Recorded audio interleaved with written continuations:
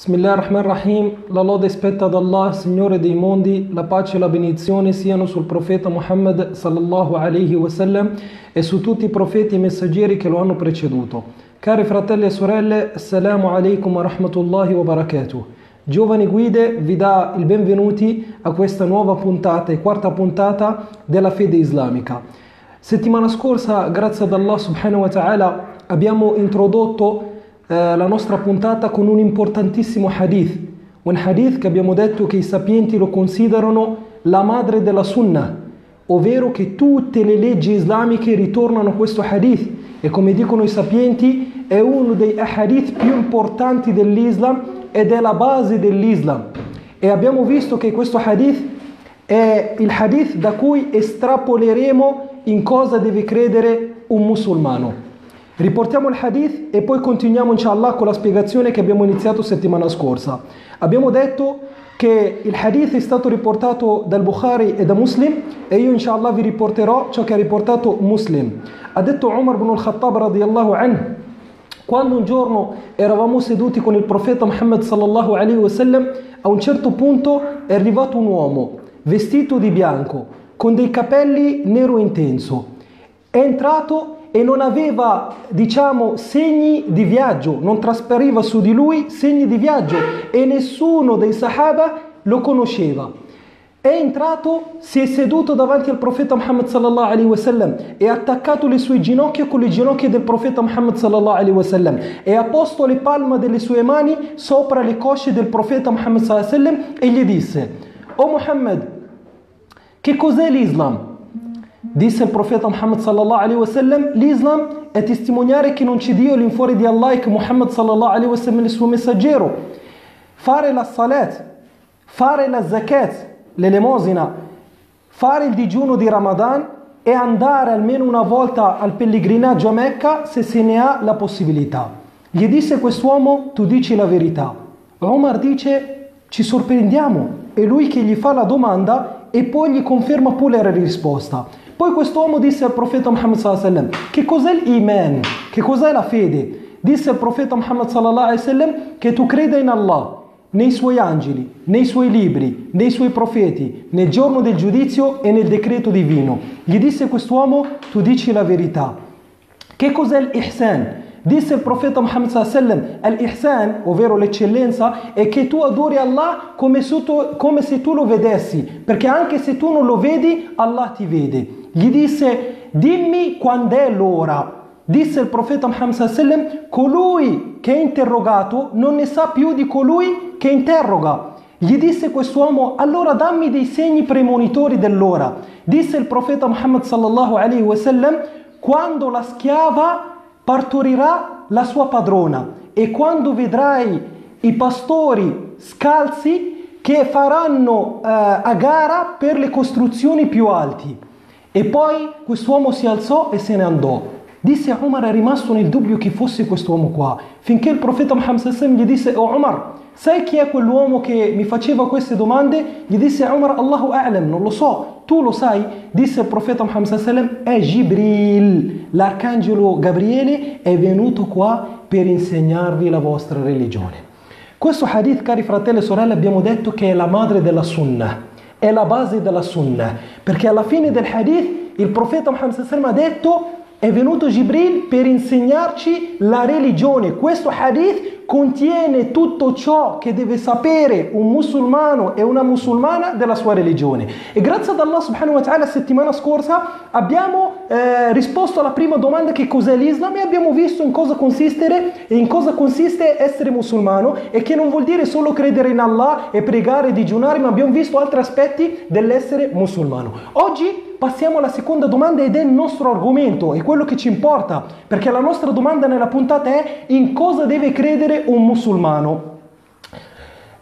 Il profeta Muhammad sallallahu alaihi wasallam, quando Jibril gli ha chiesto che cos'è la fede, che cos'è l'iman in arabo, disse il profeta Muhammad sallallahu alaihi wasallam: credere in Allah, negli angeli, nei libri, nei profeti, nel giorno del giudizio e nel decreto divino. Queste sono le 6 cose in cui deve credere un musulmano al fine di essere un credente musulmano.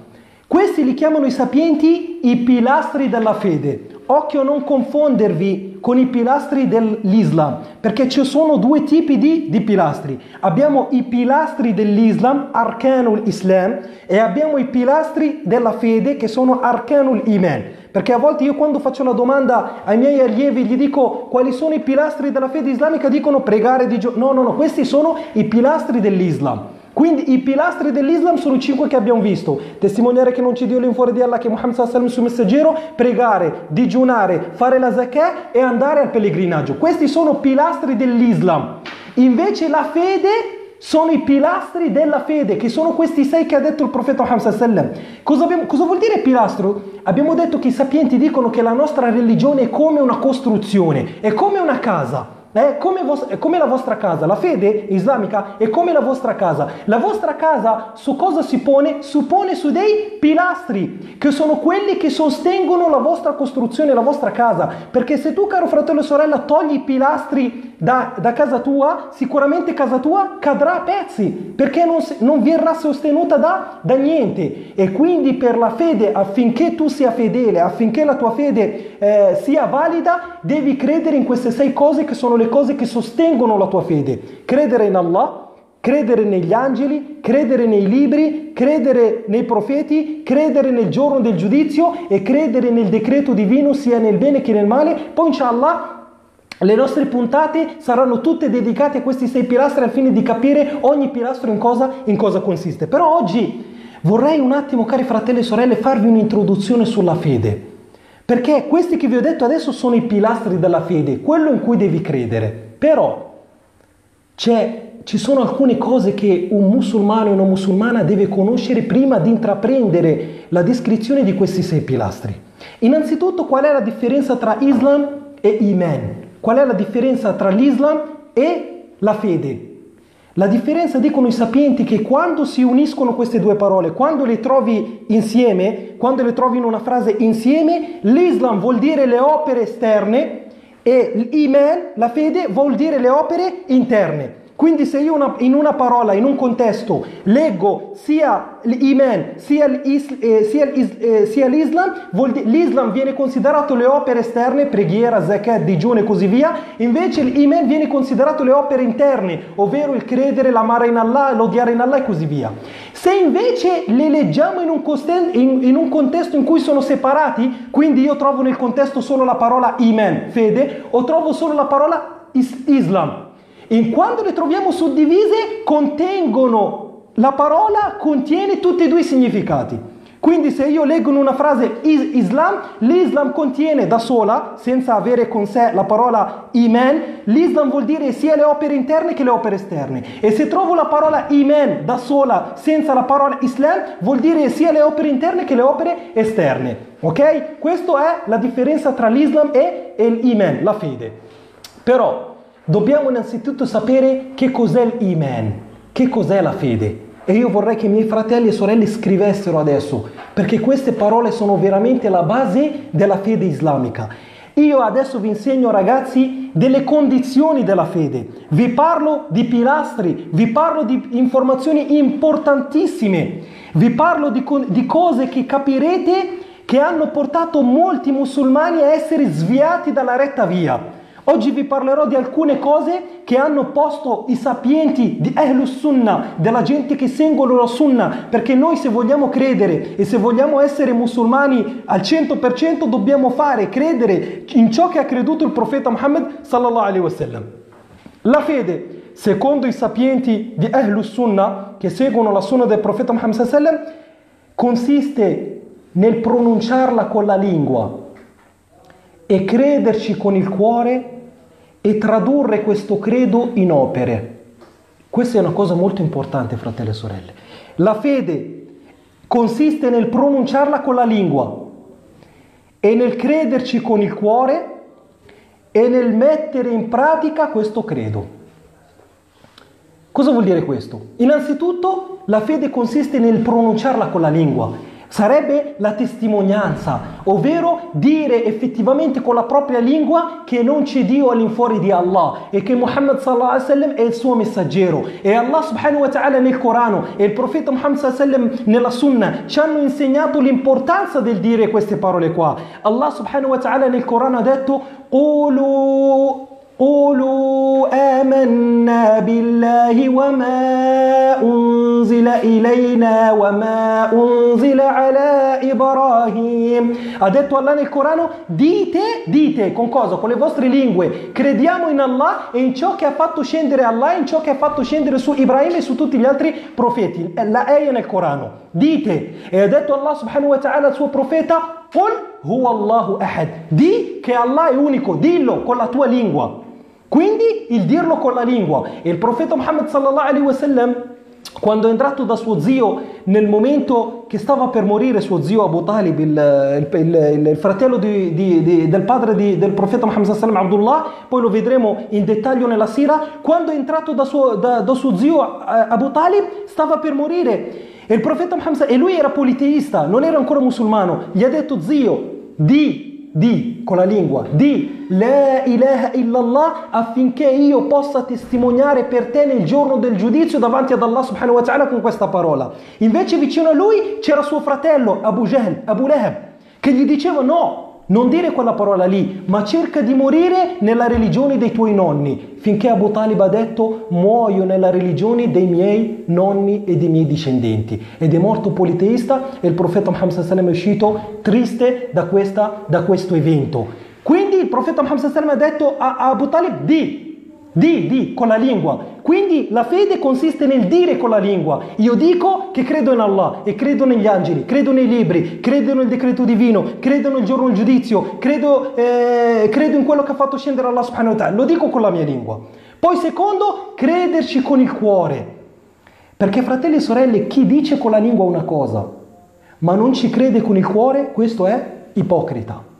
Il munafiqun, qual è la loro, diciamo, quali sono i loro aspetti? Che dicono con le loro lingue ciò che i loro cuori non contengono. E nell'era del profeta Muhammad sallallahu alaihi wasallam ce n'erano tantissimi che quando avevano paura della potenza islamica cosa facevano? Lasciavano dentro i loro cuori la miscredenza e apparivano come musulmani, e li vedevi che pregavano insieme al profeta Muhammad sallallahu alaihi wasallam nella prima fila nella sua moschea. Ma questi sono ipocriti, perché non hanno creduto. Affinché la tua fede venga accettata da Allah subhanahu wa ta'ala, devi crederci con il cuore. Infatti il profeta Muhammad sallallahu alaihi wasallam in un hadith impressionante cosa ha detto?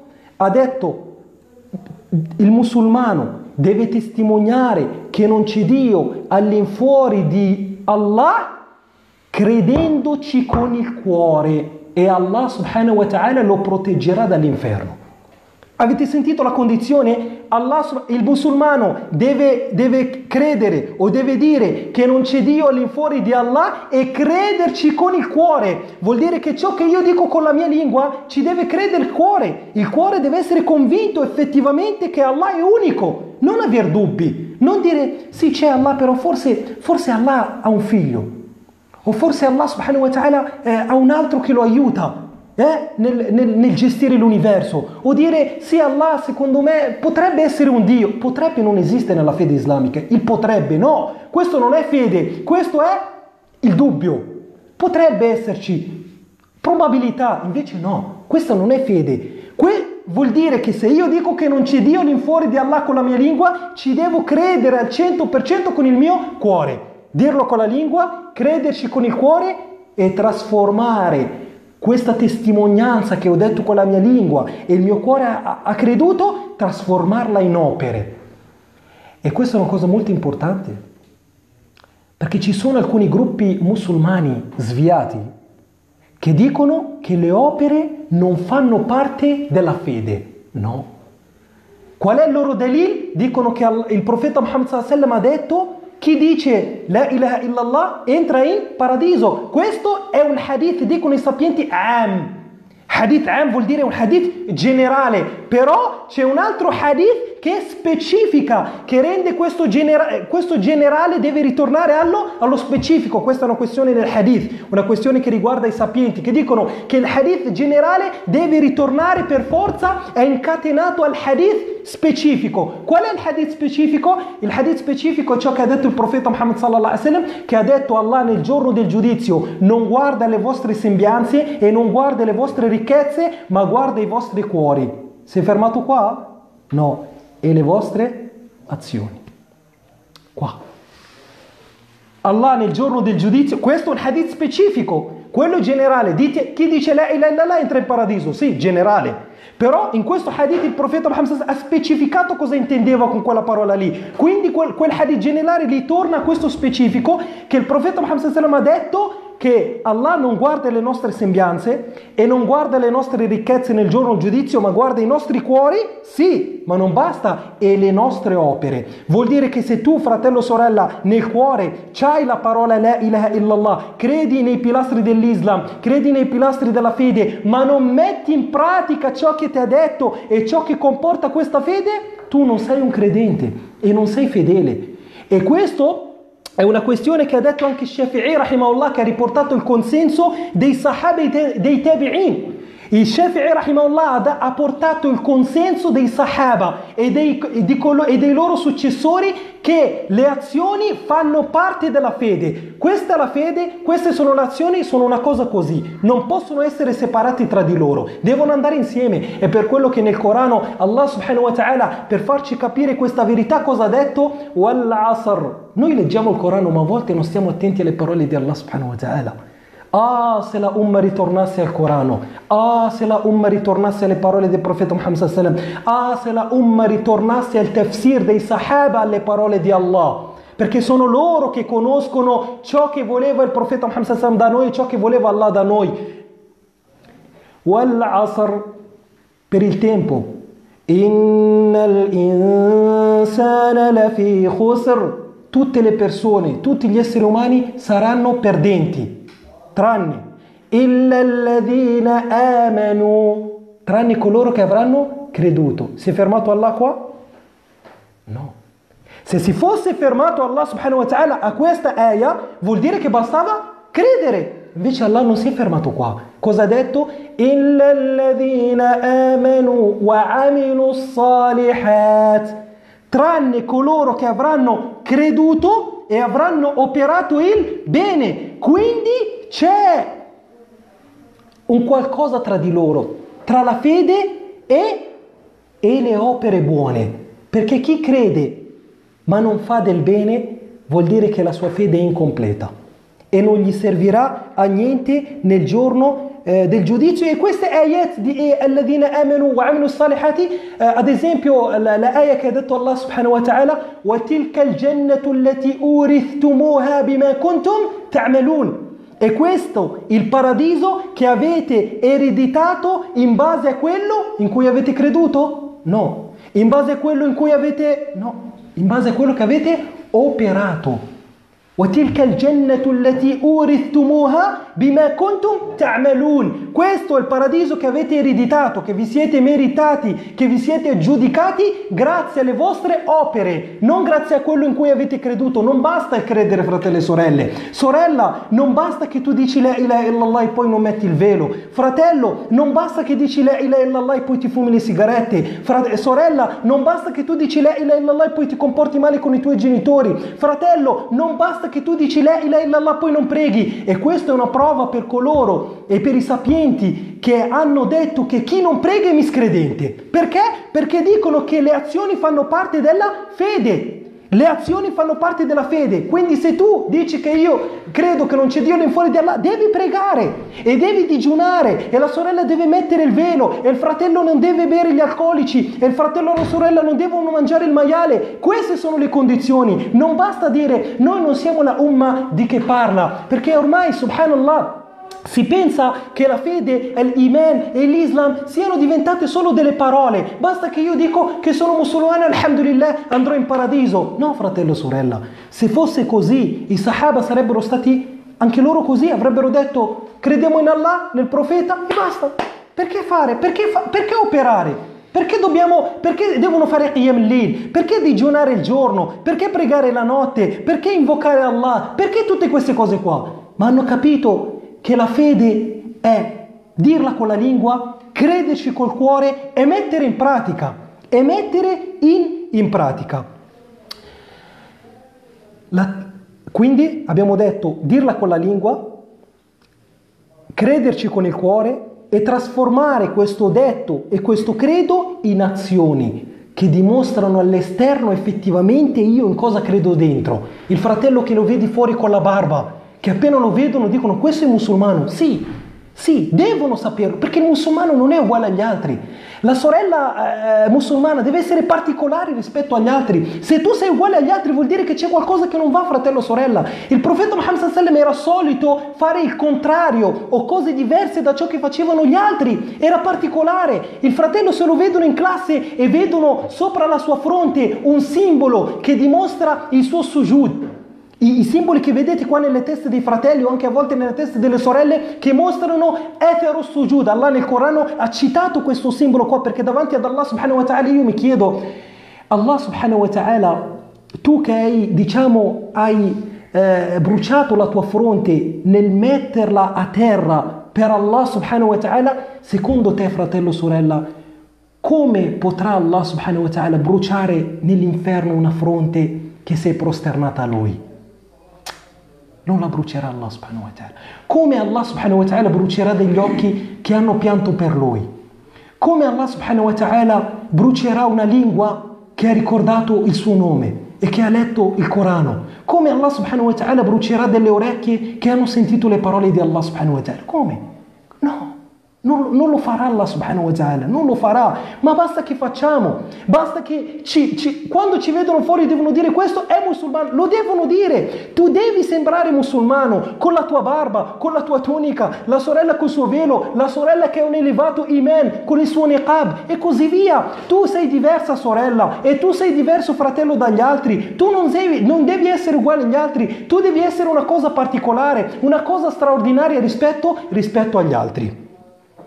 Un'altra cosa importantissima che riguarda la fede, e scrivetela, che la fede aumenta e diminuisce. Questo è importantissimo. La nostra fede non è una cosa stabile, che rimane così, no. A volte aumenta e a volte diminuisce. Fratello Younes, c'è un dalil per questo che dici? Certo, perché ci sono alcuni gruppi dei musulmani che oltre a dire che le opere non fanno parte della fede, e noi siamo d'accordo che la fede e le opere sono la stessa cosa, e che le opere devono rientrare nella fede, diciamo anche che la fede aumenta e la fede diminuisce. C'è una prova? Sì. Dice Allah subhanahu wa ta'ala in Surat al-Fath: هو الذي أنزل السكينة في قلوب المؤمنين ليزدادوا إيمانا مع إيمانهم ليزدادوا che si eleva la loro fede. Tradotto in italiano dice Allah subhanahu wa ta'ala Surat al-Fath versetto 4: è colui che ha fatto scendere la pace nei cuori dei credenti affinché possano accrescere la loro fede. Quindi Allah subhanahu wa ta'ala qua e in altri versetti del Corano, solo che adesso non c'è tempo per portare tutti i delil nel Corano. Io sempre porto uno, due delil, bastano e avanzano. Qua dice Allah subhanahu wa ta'ala per accrescere la loro fede, vuol dire che la fede cresce. E il profeta Muhammad sallallahu alaihi wasallam è stato riportato un hadith sahih che Hanzala era il sahabi che scriveva il wahi, che scriveva le rivelazioni al profeta Muhammad sallallahu alaihi wasallam. Una volta Hanzala era in strada, ha incontrato Abu Bakr. Gli ha detto: Abu Bakr, come stai? Ha detto Hanzala: oh Abu Bakr, io sono ipocrita. Subhanallah. Hanzala ha detto a Abu Bakr: io sono un ipocrita. Gli ha detto Abu Bakr: perché Hanzala? Gli ha detto: quando siamo con il profeta Muhammad sallallahu alaihi wasallam, lui ci ricorda il paradiso, ci parla dell'inferno, ci parla dei doni che Allah ci darà nel paradiso e noi piangiamo e siamo al settimo cielo. Ma poi quando ritorniamo nelle nostre case, con le nostre mogli, con i nostri figli, nel nostro commercio, ci dimentichiamo di tante cose. Abu Bakr dice: Subhanallah, anch'io sono nella tua stessa situazione, Hanzala. E allora sono andati entrambi dal profeta Muhammad sallallahu alaihi wasallam a raccontargli questa cosa. Quando sono andati dal professor Muhammad sallallahu alaihi wasallam, colui che ha insegnato tutto il mondo la luce, disse a loro: "O Abu Bakr, o Hanzala, se voi foste come siete con me, nello stato in cui siete con me di fede elevata, anche nelle vostre case e nei vostri lavori, scenderebbero gli angeli a darvi la mano. Se voi foste con la vostra fede elevata, come quando siete con me, anche nelle vostre case, anche nel vostro commercio, scenderebbero gli angeli a darvi la mano, perché è una cosa straordinaria, è quasi impossibile, perché la fede a volte è altissima. Tipo tu, sorella, che adesso senti parlare di Abu Bakr, senti parlare di Hanzala, senti parlare di Allah, senti parlare del profeta Muhammad sallallahu alaihi wasallam, e vedi che pian piano, subhanallah, esci da questo dars alla fine della puntata, che senti il tuo cuore che la fede si è alzata. Però, fratello, sorella, lo stato che provi adesso, dopo che è finita la puntata, è lo stesso di quando guardi un film? È lo stesso di quando ascolti una musica? È lo stesso da quando esci in discoteca? Non è la stessa cosa. Un fratello o una sorella che esci da un dars, da una lezione dove ha sentito le parole di Allah, le parole del profeta Muhammad sallallahu alaihi wasallam dalla moschea, è uno stato diverso e ha una fede elevata rispetto a colui che è entrato in un posto dove vive Shaitan, in un posto dove si sentono le parole di Shaitan, e la musica è la parola di Shaitan. Ha detto Allah subhanahu wa ta'ala nel Corano: "Wastafziz man istata'ta minhum bisawtik", e devia chi riesci tra di loro con la tua voce inteso la musica. La musica che devia le persone dalla giusta strada. Invece di ricordare Allah subhanahu wa ta'ala, ricordano vecchie esperienze, amori perduti, e vedi che questa musica comincia a far sognare la gente a occhi aperti e li fa vivere nel settimo cielo senza che ci sia in realtà niente, solo l'illusione di Shaitan, e Shaitan abbellisce le illusioni e poi fa cadere nei peccati. Quindi la fede, come è stato riportato anche questa, quando Sahaba erano con il profeta Muhammad sallallahu alaihi wasallam, la fede si alzava, quando ritornavano si abbassava, perché il commercio, i figli, si ride, si scherza, quindi la fede si alza e si abbassa. E com'è che la fede si alza e com'è che la fede si abbassa? Scrivete: la fede si alza con le buone azioni, con le hasanat, con le preghiere, con ricordare Allah, con il fare qiyam al-layl, con il digiunare, con il leggere la vita del profeta Muhammad sallallahu alaihi wasallam, l'ascoltare le lezioni che parlano di Allah, che parlano del profeta Muhammad sallallahu alaihi wasallam. Tutte queste cose sono opere buone che ti avvicinano da Allah e che alzano la tua fede. Invece la fede scende con i peccati. Ogni volta che fai un peccato la tua fede scende, e ogni volta che fai un peccato Allah subhanahu wa ta'ala mette un punto nero nel tuo cuore, finché riempi questo cuore di punti neri, diventa tutto il cuore nero, ed è questo il cuore che Allah subhanahu wa ta'ala ha detto: "Kalla bal arana ala qulubihim ma kanu yaksibun, kalla innahum an rabbihim yawma idhin lamahjubun". Quando il cuore diventa nero, non riesce più a ascoltare, ha detto Allah, ha detto il profeta Muhammad sallallahu alaihi wasallam, ogni cosa che gli dici non gli cambia niente, e questo cuore ti impedirà nel giorno del giudizio di vedere Allah subhanahu wa ta'ala, come ha riportato Allah in questa ayah. Quindi la fede consiste nel pronunciarla con la lingua, crederci col cuore, trasformare tutto ciò e tradurlo in opere buone, e abbiamo detto che le opere fanno parte della fede, e abbiamo detto che la fede si alza e si abbassa. C'è un'altra cosa da sapere sulla fede. Come facciamo a gustare la delizia della fede? La fede è una delizia, sì. Il profeta Muhammad sallallahu alaihi wasallam, come è stato riportato in Muslim, ha detto: gusterà la fede, gusterà la delizia della fede. Quindi la fede ha una delizia, ok? Però ci sono delle condizioni. Io voglio gustare la delizia della fede. Ci sono 3 condizioni. Disse il profeta Muhammad sallallahu alaihi wasallam: gusterà la delizia della fede chi accetta Allah come Dio, e l'Islam come religione, e Muhammad sallallahu alaihi wasallam come profeta e messaggero. Ripetiamo: gusterà la delizia, il hadith è stato riportato da Muslim, gusterà la delizia della fede, chi accetta Allah come Dio e l'Islam come religione e Muhammad sallallahu alaihi wasallam profeta messaggero. Questo hadith avrebbe bisogno di una puntata intera, però molto velocemente, non allunghiamo le questioni. Cosa vuol dire accettare, tu fratello e sorella vuoi gustare la delizia della fede? Allora devi entrare in questi. Coloro che accettano Allah come Dio. Cosa vuol dire accettare Allah come Dio? Accettarlo come creatore. Allah subhanahu wa ta'ala ti ha creato in un determinato modo. Ti ha dato una determinata forma al tuo viso, una determinata forma al tuo fisico. Tu, fratello o sorella, ti piaci così come sei? Ti accetti così come sei? Ti piace la forma della tua faccia o non ti piace? Una sorella, una volta, quando ero in lezione, mi ha detto che lei non si piace, non si accetta. Non si piace. Non gli piace il suo fisico, non gli piace la sua faccia. Questi fratelli e sorelle non ha accettato Allah subhanahu wa ta'ala come Dio. Non ha accettato Fratello e sorella, le forme che abbiamo noi adesso, le abbiamo volute noi? No, le ha volute Allah subhanahu wa ta'ala perché Lui è il creatore, è Lui che ci crea nella forma in cui vuole Lui, subhanahu wa ta'ala. E noi, da musulmani, al fine di gustare la delizia della fede, dobbiamo accettare la forma che ci ha dato Allah subhanahu wa ta'ala. Lo dobbiamo accettare, anche se io non mi piaccio, ma lo accetto, perché sono fedele, lo accetto. Tu accetti, fratello o sorella, Allah come rizq, con il rizq che ti ha dato, la sussistenza che ti ha dato, l'hai accettata? Sei ricco o sei povero? Se sei ricco, accetti di essere ricco e lo ringrazi. In base a tutto quello che ti ha dato, fai uscire ciò che devi fare uscire. Come elemosina, aiuto i poveri. Questo vuol dire accettare Dio, accettare come Dio Allah.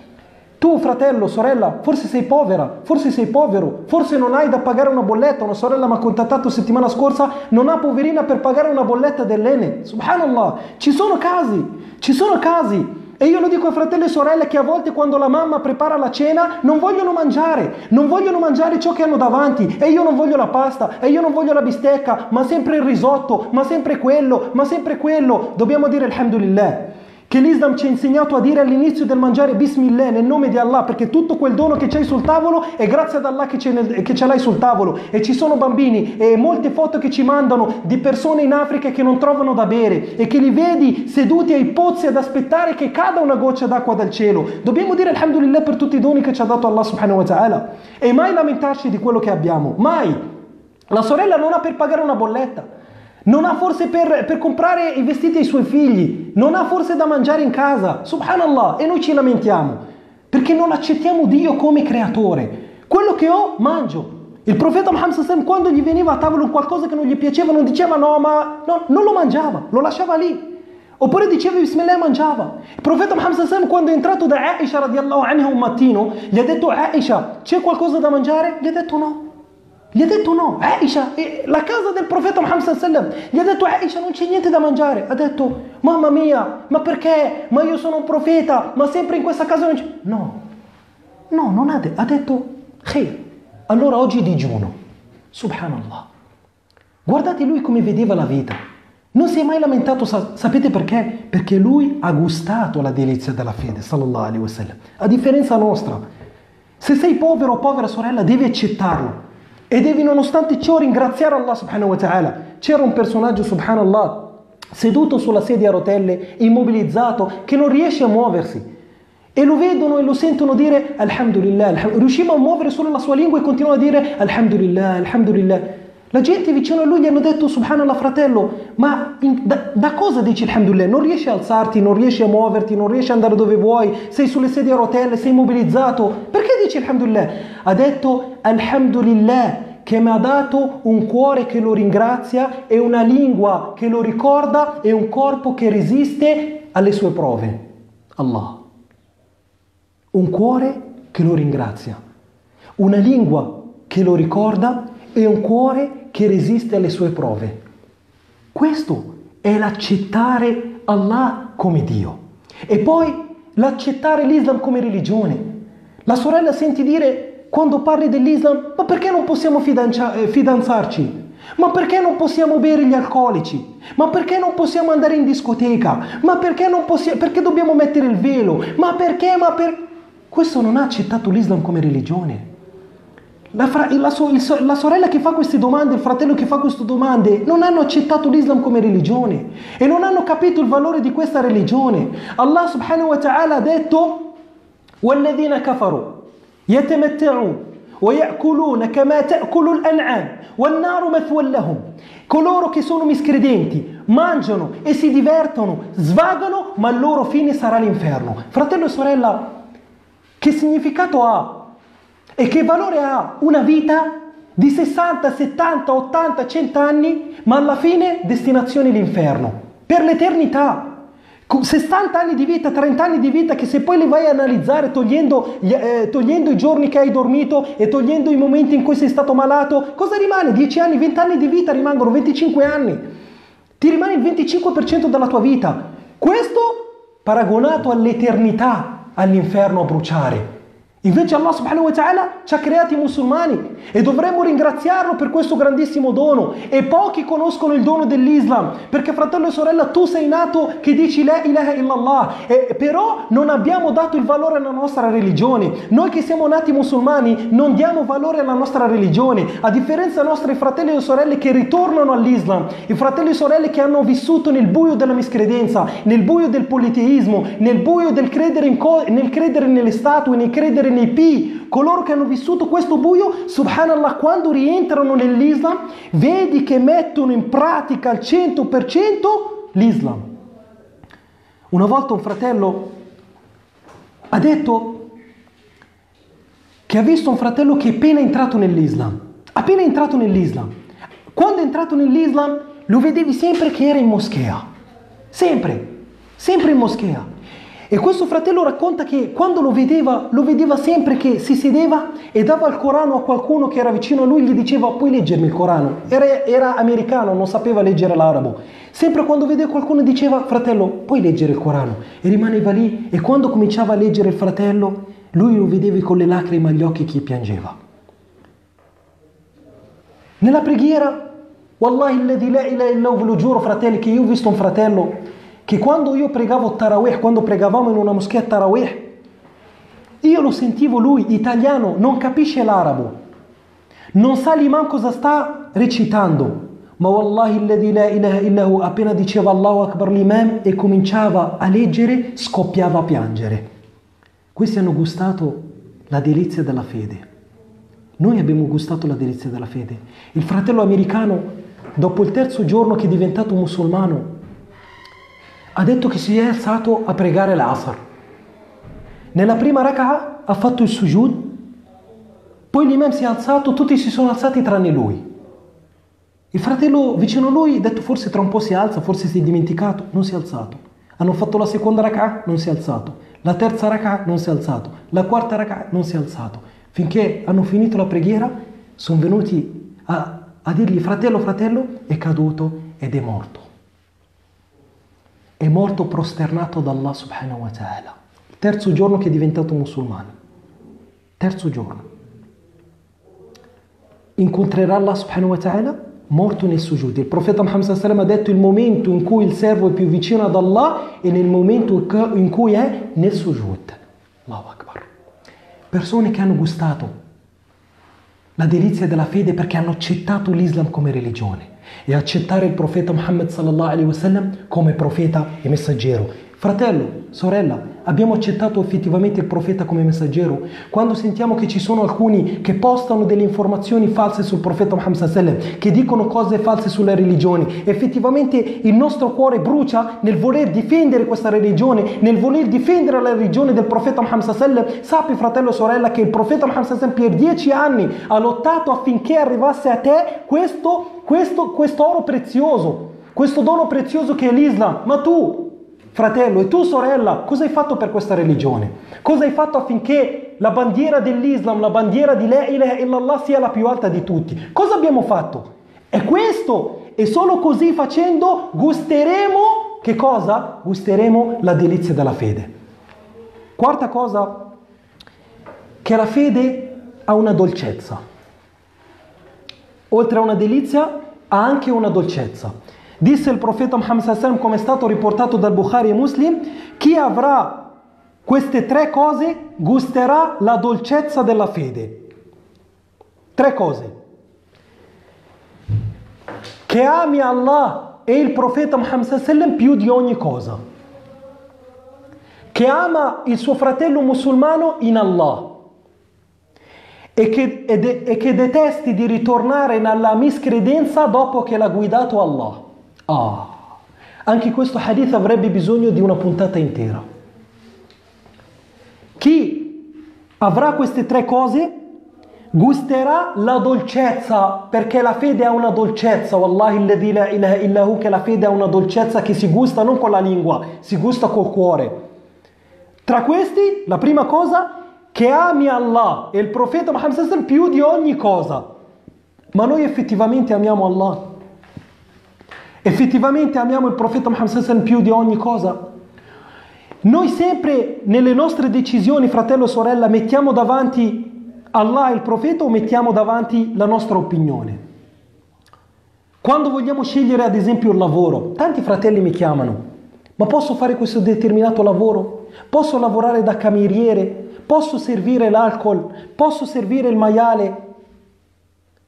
Se noi amiamo Allah e amiamo il profeta Muhammad sallallahu alaihi wasallam, qualsiasi sia la nostra situazione patrimoniale, e io posso capire la difficoltà economica che può provare uno, ma tu, fratello o sorella, accetteresti questo mal, questi soldi haram, li accetteresti?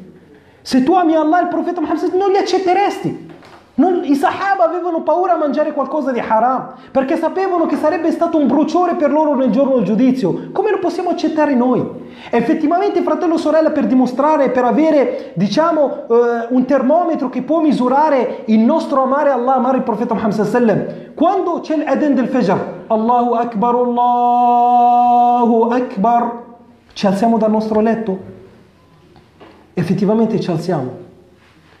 Wallahi alladhi la ilaha illa hu, possiamo dimostrare il nostro amore in Allah e nel profeta Muhammad sallallahu alaihi wasallam tramite Salat al-Fajr.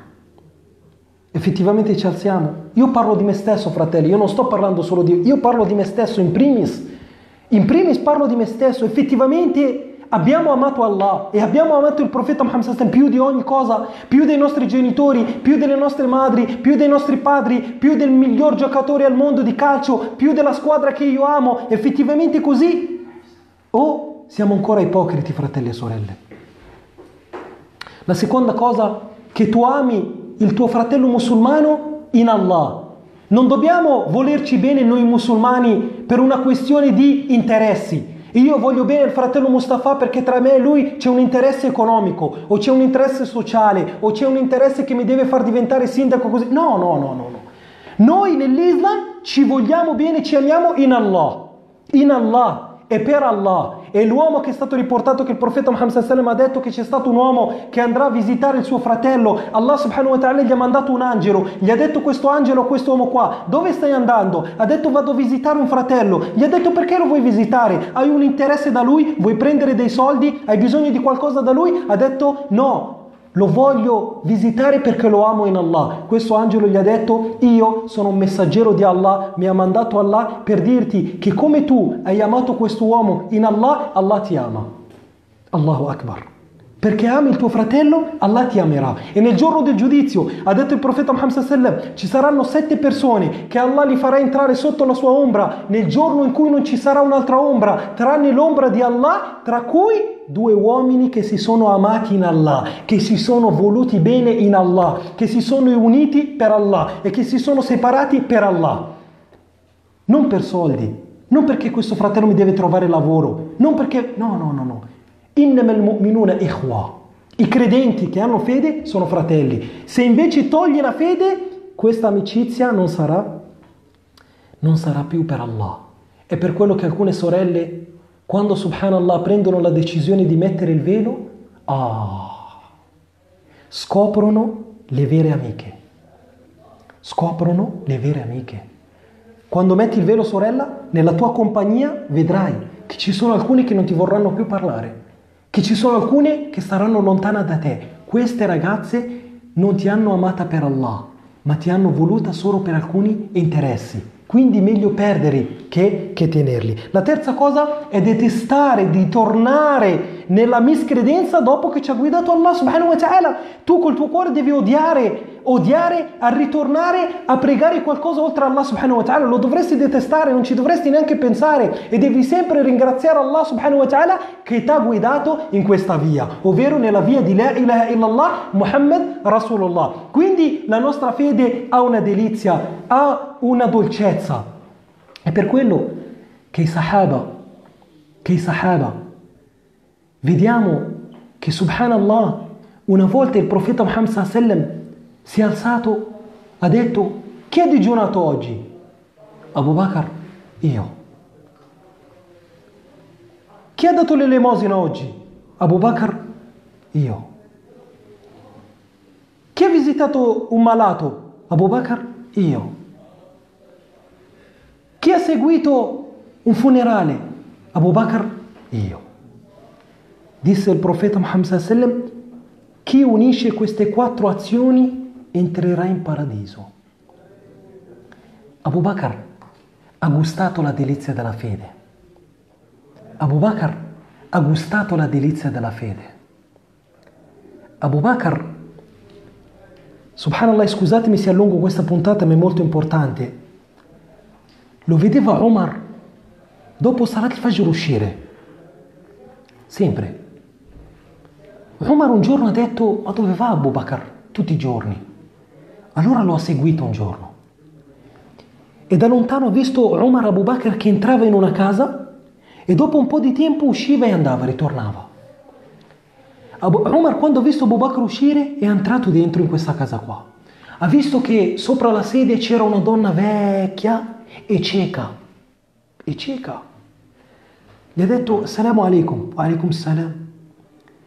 Gli ha detto: madre, quell'uomo lì che entra qua, che è entrato prima di me? Gli ha detto: sì. Gli ha detto: ma cos'è che viene a fare qua? Ha detto: quello figliolo viene tutti i giorni qua. Mi prepara la colazione, mi prepara il pranzo, mi lava i miei vestiti, pulisce la mia casa e poi se ne va. Subhanallah. Gli ha detto tutti i giorni, ha detto sì, è da anni che lo sta facendo. Però ciò che sorprende, che Omar radiallahu anhu gli ha detto: signora, ma lei sa quello che viene qua chi è? Ha detto no. Ha detto no. Coloro che vogliono lasciare qualcosa da trovare nel giorno del giudizio, queste sono le persone che hanno assaggiato la delizia della fede. Quando Bilal radiallahu anhu era steso a terra, che i miscredenti di Quraysh lo trascinavano nei momenti più caldi di Mecca al fine di farlo uscire dall'Islam, e sentivi Bilal dire: Ahadun ahad, ahadun ahad, ahadun ahad. Vuol dire la ilaha illallah. È quello che ha provato Uthman, la delizia della fede, quando il profeta Muhammad sallallahu alaihi wasallam ha detto: chi vuole donare qualcosa per questa battaglia? Si è alzato Uthman e ha detto: io ti dono, ya Rasulallah, 100 cammelli. Il cammello quell'epoca lì è come il BMW adesso. 100 cammelli con le loro armi e con il loro cibo. 100, non uno, 100. Coloro che hanno gustato la delizia della fede è il profeta Muhammad sallallahu alaihi wasallam, che quando ha fatto Qiyam al-Layl lo ha fatto con un'unica ayah, tutta la notte.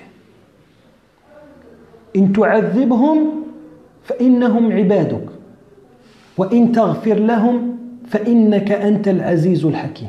Una ayah, tutta la notte a ripeterla e piangere. Hanno gustato la delizia della fede. Uthman radiallahu anhu è morto con il Corano in mano mentre piangeva. Hanno gustato la delizia della fede. L'imam Ibn Taymiyyah rahimahullah, quando ha detto Ibn al-Qayyim che abbiamo fatto Salat al-Fajr, è rimasto seduto fino a mezzogiorno a ricordare Allah subhanahu wa ta'ala. Quando si è avvicinato gli ha detto: Imam, Tutto questo tempo ha detto io, questa è la mia forza. Io mi nutro così, nel ricordare Allah subhanahu wa ta'ala. Questi fratelli e sorelle hanno gustato la fede. Wallahi alladhi la ilaha illa hu. Forse anche tu sorella, forse anche tu fratello, una volta eri in moschea. Forse hai pregato dietro l'imam e vedi quella lacrima che scende. Quella che cos'è? Quella stai gustando la delizia della fede. Stai gustando la dolcezza della fede. Qualche volta forse dopo la salah ti sei seduta, subhanallah, subhanallah, subhanallah, e senti che il tuo cuore prende i brividi. Quella è la dolcezza della fede. E l'ultima cosa per concludere questa lezione, che la fede ha una luce nel cuore.